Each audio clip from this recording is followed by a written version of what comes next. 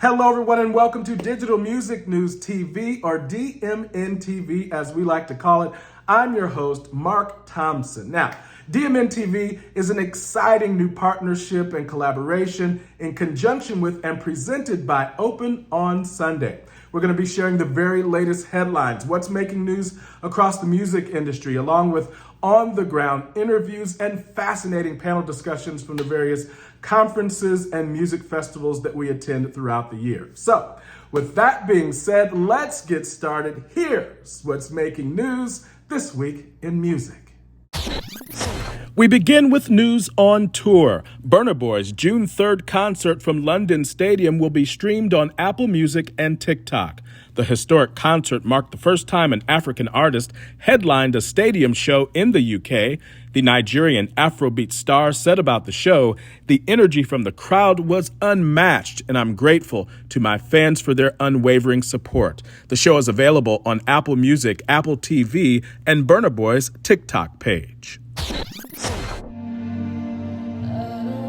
Artist education continues to be a hot topic at conferences and events, specifically when it comes to artists and songwriters getting paid what they deserve. We caught up with industry analyst Vicky Nauman after she spoke on a panel during Music Biz 2023 in Nashville. It's really important that artists who are operating in this ecosystem know how to get paid.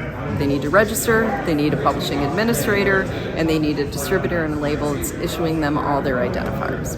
And you were talking about some of them don't even know that that money is on the table and available for them. Exactly. Can you explain that a little bit? When you have music that's been streamed, if your publishing shares are not registered or you don't have someone representing you and you don't have an identifier, your money is not getting settled. So it's being collected from the distributor, from the DSPs, but it's sitting in a pool, and then they don't know how to pay you. It's basically like, if you had a Visa, MasterCard, or a bank account without any identifiers on it, no, the money's not going to go to the right place. How important is education, letting them know that? Education is incredibly important, and it's also, I think, people need to understand that money does add up.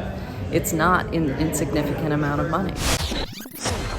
In other news, I was fortunate enough to catch up with Paul Resnikoff, publisher of Digital Music News, at Canadian Music Week in Toronto. We sat down and covered a whole list of music industry topics, from AI to the latest trends to what we can expect to see in the future. Here's a little bit of that conversation. Listen.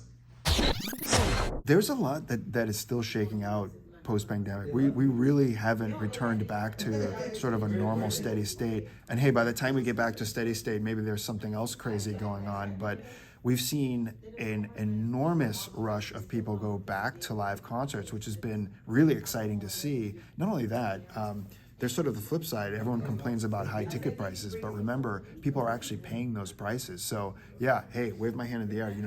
I've paid enormous sums of music to see artists because I was just cooped up in my place for 2 years. So I'm dying to get out there.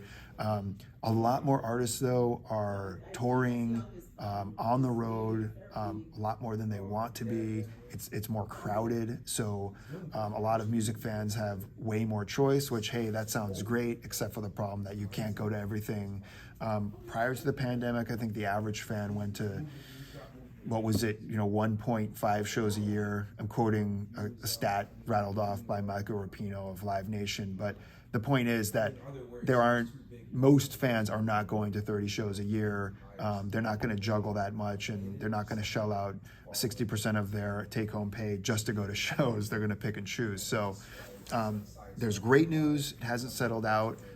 But I think the big takeaway for me is, hey, people really, really like to go to live shows. They like the live experience, and that's good to see. It's not, people didn't decide that they wanted to watch concerts on their laptop or anything like that. So that's the good news. Finally, TikTok announcing a new program titled Elevate, aimed at providing support for artists. Billed by executives as the, quote, first ever program to identify, amplify, and celebrate emerging artists. And while TikTok has not released any details on how the program will work exactly, they say it will provide meaningful support both in-app and out in the real world. And that's going to do it for this edition of Dmn Tv Weekly, presented by Open on Sunday. I'm your host, Mark Thompson. See you next time.